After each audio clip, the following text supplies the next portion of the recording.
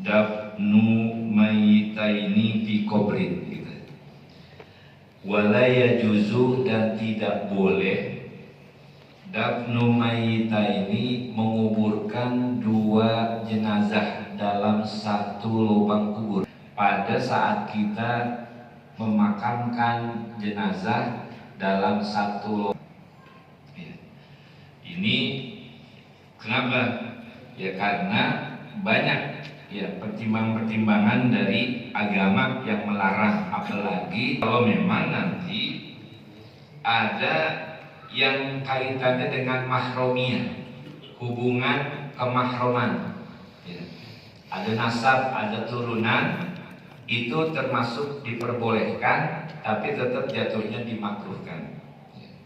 Termasuk juga auzaujawiyah, atau kaitannya dengan suami istri, atau juga sayyidiyah, kaitannya sama budak dengan tuannya, au sobuiyah, atau kaitannya dengan anak ya. Ini anak dengan orang tua dalam satu lubang kubur itu termasuk diperbolehkan ya.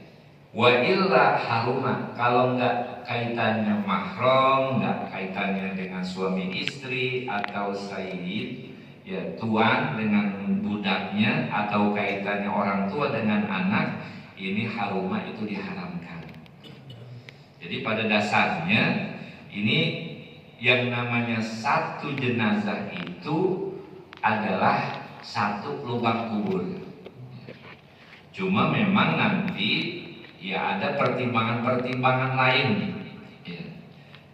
Wala yumbasul qabru, dan tidak boleh menggali kubur qabla bilal mayiti, sebelum jasad dari jenazah itu hancur, jamihi semuanya. Illa ajbada nabi, kecuali tulang ekornya ya. Kalau tulang ekor memang itu nggak bakal hancur, karena nanti itu menjadi bakal yang dikembalikan lagi ketika Allah membangkitkan ya. Ketika kita dibangkitkan ya dengan tiupan sangkakala, nanti Allah jadikan tuh kita ya dari mana? Dari tulang ekor itu. Nah itu memang gak akan pernah hancur dengan apapun. Itu Allah mendesain sedemikian rupa sampai kuatnya ya. Nah, ini lidah imayitin, untuk menguburkan mayit ya. Kita gali di kuburan, kemudian tujuannya untuk menggali, menguburkan mayit di tempat itu. Sebelum kita lihat dulu jenazah itu masih ada ataukah memang udah hancur. Kalau masih ada, kita cari tempat yang lain ya. Ini memang ajarannya begitu, nggak boleh sembarangan kita menggali kubur yang memang seketika memang itu untuk menambah jenazah yang lain, atau yang lainnya, kan nakli seperti memindahkan ya. Ini selama dia itu masih belum hancur, ini tidak diperbolehkan. Illa lidururotin, nah ini dikatakan kecuali karena ada darurat ya. Kalau ada darurat, segala hukum apapun ada pengecualian ya, itu diperbolehkan. Misalnya apa? Bi'an kasurul mauta, misalnya banyak banget yang meninggal ya, masal gitu. Wa asuro ifradu kulli maitin, atau memang udah susahnya tuh memisahkan dari berbagai macam jenazah yang banyak. Kenapa? Lidhoikil ardi, karena memang udah sempitnya tanah. Kayak sekarang ini kita udah ngerasain nih ya. Yang namanya wakaf itu memang udah penuh ya. Jadi tempat-tempat lahan untuk menguburkan itu kayak macam TPU itu sekarang memang diisi buat orang-orang yang memang ada kaitannya dengan mahromiyah. Jadi ditumpuk sama orang tuanya, sama istrinya. Ini kitab tentang zakat. Ini zakat salah satu daripada rukun Islam. Rukun Islam yang harus ditunaikan, termasuk orang-orang yang dikatakan agniya. Ya, zakat memang udah banyak kemarin kita bahas terkait dengan Ramadan ya. kita mengulas sedikit yang namanya zakat itu secara bahasa maknanya banyak. Ada az-ziyadah, bertambah, an-nama, berkembang, ya kan?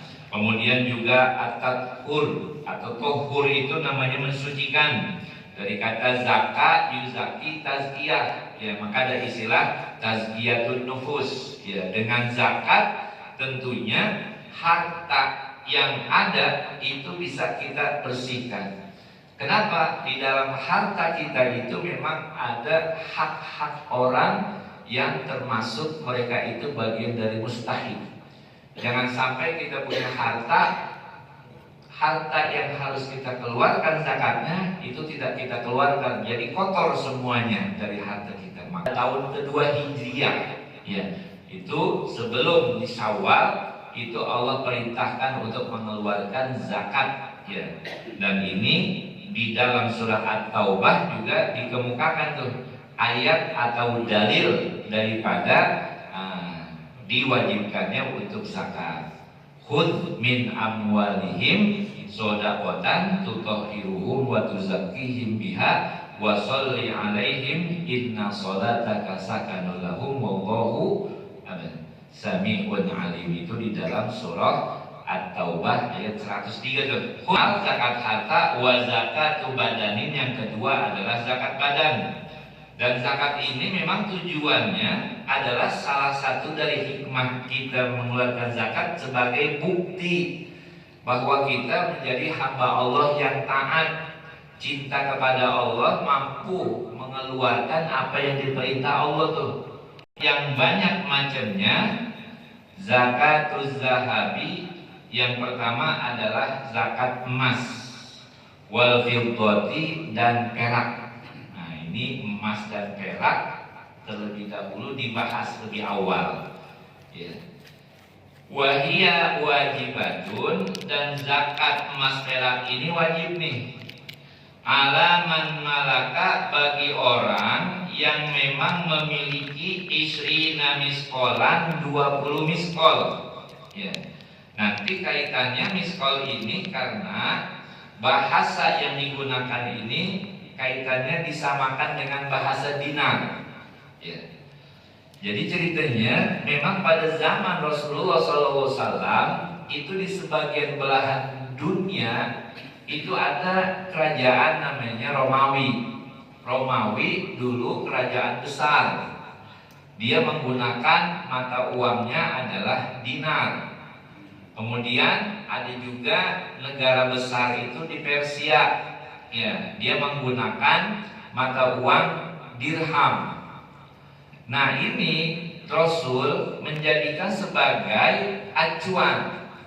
Dulu memang yang namanya perdagangan itu dengan barter tukar, ya, dengan menggunakan mata uang yang dicetak dari emas dan perak.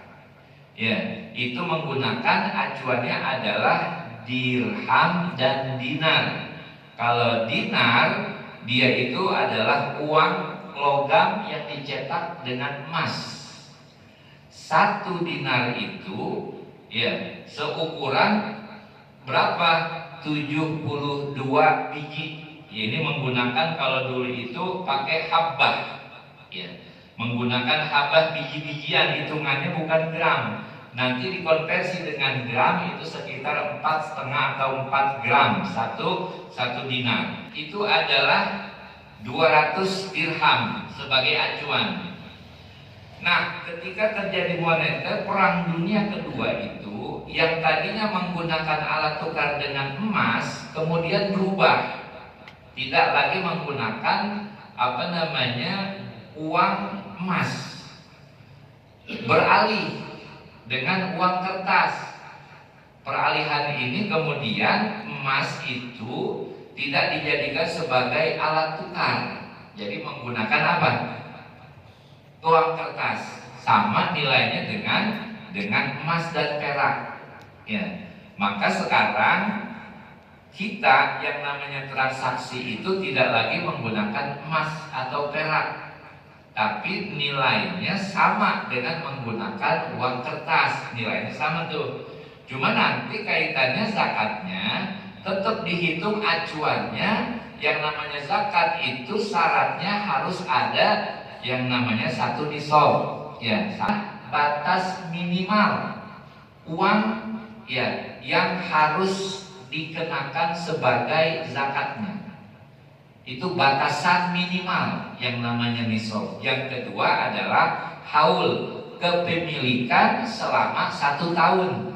Ya, ini minimal zakat itu 2, harus mencapai nisab hartanya. Yang kedua harus kepemilikan ini itu berjalan 1 tahun.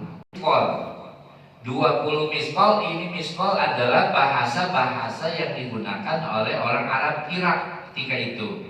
Sama 20 dirham, 20 dinar itu sama juga dengan 20 miskol.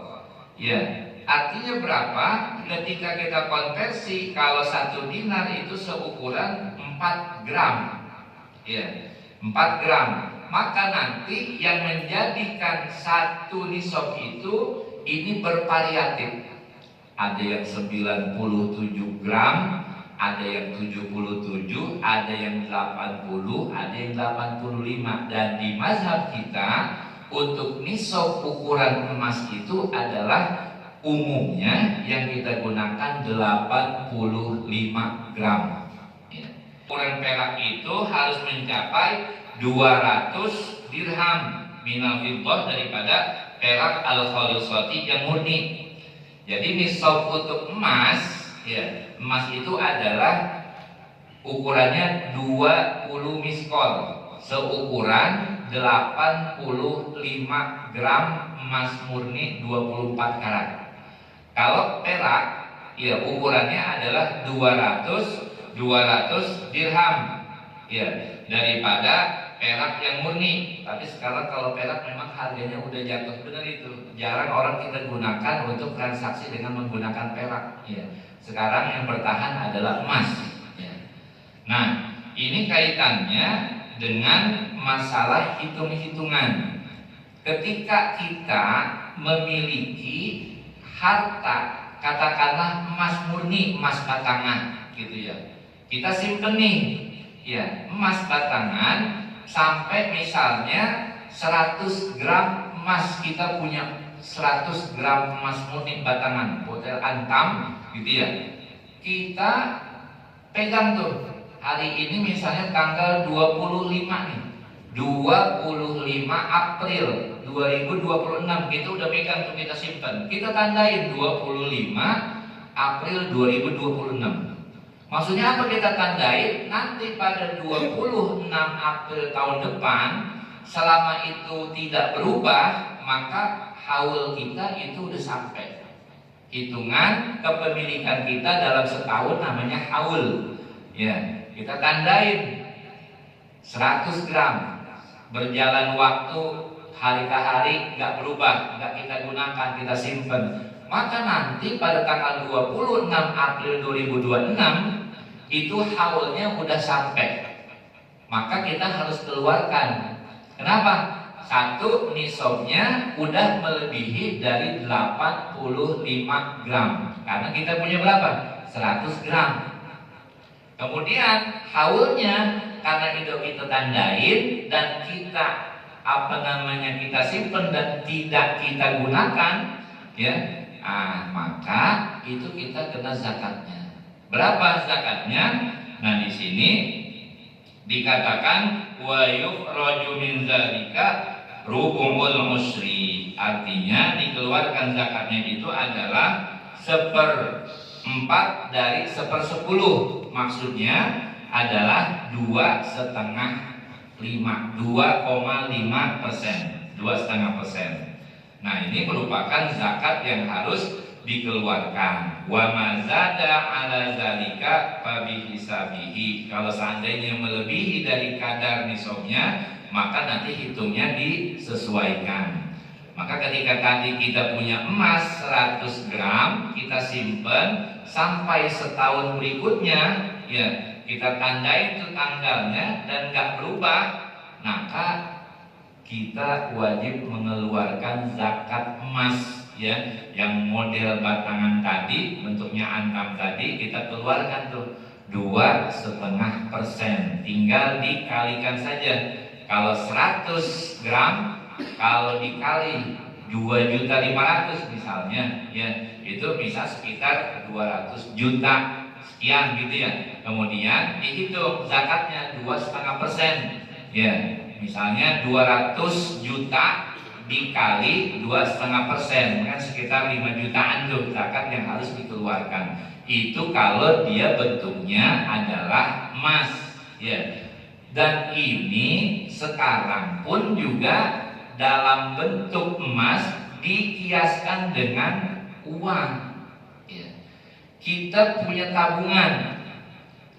Hari ini 25 April kita nabung, ya, dari 100.000, 200.000. Kemudian sampai tanggal berapa misalnya di bulan Juni ternyata uang kita udah, istilahnya zakat emas dan perak adalah 2,5% dari harta yang kita miliki. Nanti boleh nggak zakat mal itu didahulukan takdimus zakat? Boleh. Misalnya dalam 1 tahun, misalnya baru 1 tahun itu dia keluar hitungan 1 tahun ketika masuk di bulan Syawal, ya, haulnya itu ketika di bulan Syawal. Tapi dia takdimus zakat, mendahulukan mengeluarkan zakat malnya ketika di bulan Ramadan misalnya.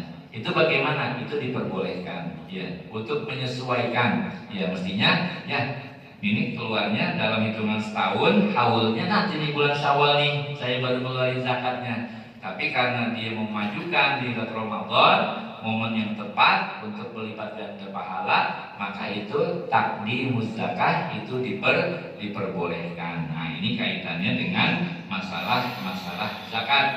Kemudian juga syarat zakat mal itu, ya, selain daripada harus nisab, ya, harusnya batas minimal jumlah harta yang wajib dizakati, selain juga ada haul, juga ada kepemilikannya itu secara sempurna, dan juga dia harus Islam. Kalau orang kafir ada kewajiban zakat, dan juga ini juga harus hurriyah, harus merdeka. Nah, harus merdeka. Cuma bisa jadi ini ada sebuah permasalahan. Kita punya uang, ya, punya uang misalnya 250 juta. Tapi yang ada di tabungan kita cuma 50 juta. Yang 200 bagaimana? Yang 200 orang pada pinjam. Nah, ini bagaimana? Apakah seorang ini harus tetap mengeluarkan zakat ataukah tidak? Sementara keuangan dia di tabungan 50 juta. Tapi kalau di total dari uang dia yang dipinjam utang piutang sama orang lain itu ada 250 juta. Nanti bagaimana? Apakah dia termasuk orang yang terkena zakat malnya? Gitu ya. Nah, ini dari beberapa pendapat yang muktamad tetap dia harus mengeluarkan zakat malnya, karena termasuk bagian dari taklik pemilikan, semuanya punya harta dia. Meskipun memang harta dia ada di mana-mana, cuma nanti ditafsir dulu, ya, dilihat dulu ini termasuk orang yang termasuk rojaul wafa atau tidak, pembayarannya itu gampang apa kagak. Yang minjemin duit, ya, dia udah ikhlas banget, dia percaya. Nah, yang dipidangi dia ini termasuk orang yang dipercaya apa enggak, gampang kagak ngulanginnya, begitu. Nah, ketika ini maka tetap dikeluarkan zakat malnya. 2 teknis. Satu adalah dengan talangan. Maksudnya talangan gimana? Dari 250 juta itu tetap dihitung, ya. 250 juta nanti dikali 2,5%. Itu dikeluarin, meskipun memang yang ada di tangan dia adalah 50 juta gitu.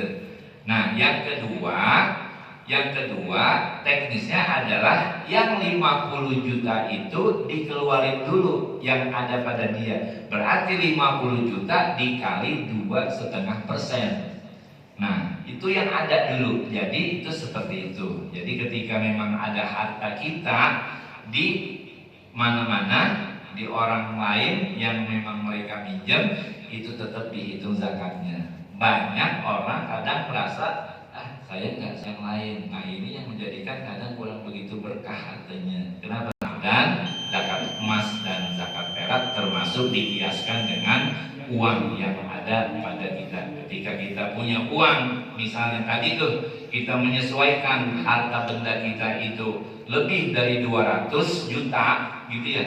Karena ini kaitannya dengan nisab. Nisab itu 85 gram emas murni 24 karat. Ketika kita punya uang 200 juta, ya 200 juta sampai tahun berikutnya dan itu tidak berubah, maka ada kewajiban kita untuk mengeluarkan zakat mal, gitu. Oke, ini materi kita mudah-mudahan bermanfaat khususnya buat pribadi saya juga jamaah sekalian. Sekiranya